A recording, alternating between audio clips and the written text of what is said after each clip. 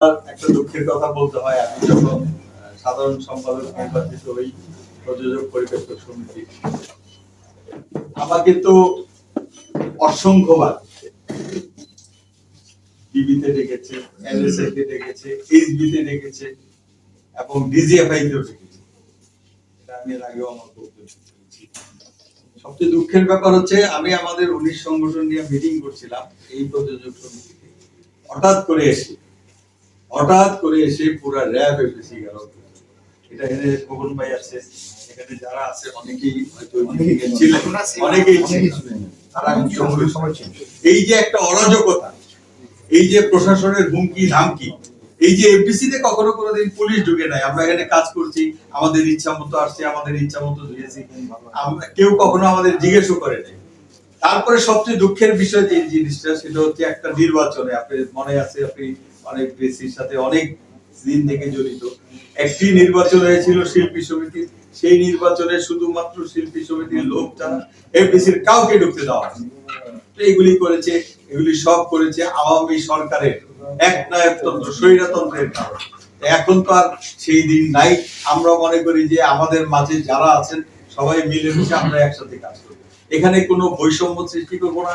FDC হচ্ছে আমাদের কাজের জায়গা, রুজি রুটির জায়গা, আমরা এখানে কাজ করতে আসি, আমরা রাজনীতি করতে আসি না।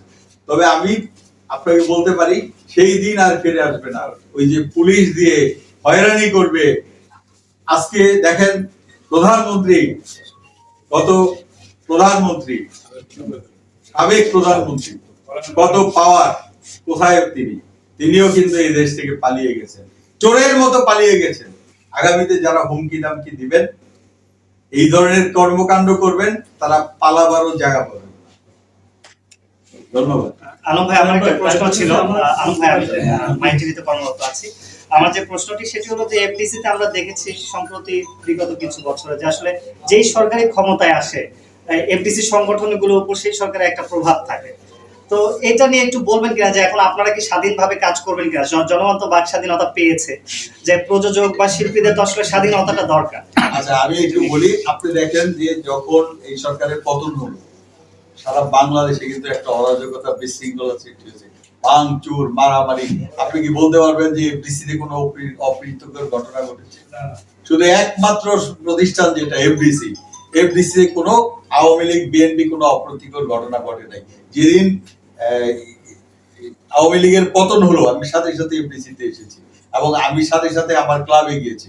আমি যে ক্লাবের president, Bangladesh film club limited, আমার ক্লাবে গিয়ে আমি সবাইকে বলেছি এটা সবার ক্লাব, এটা আওয়ামী লীগের ক্লাব না, এটা বিএনপি ক্লাব না, এখানে সব সদস্য সমান, এখানে কোনো অরাজকতা বিশৃঙ্খলা হবে না।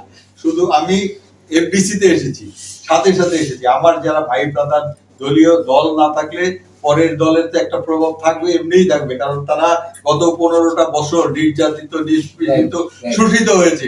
আমার তো ওই ডিজিএফআই এর অফিসে যাওয়ার কথা ছিল না, আমার তো এই ডিবির অফিসে যাওয়ার কথা ছিল না, আমার তো এনএসআই ডাকে ছাড়া দেওয়ার কথা ছিল না, আমাকে এনে কাজ করার কথা ছিল। তারপরও আমরা ওইসব ভুলে গিয়ে আমরা এসেছি, ভালোভাবে সুন্দর ব্যবহার করেছি। আমাদের যারা লোকজন আছে সবাইকে বলেছি এটা আমাদের কাজের জায়গা, এখানে সবাই কাজ করবে, এখানে কোনো বৈষম্য থাকবে না।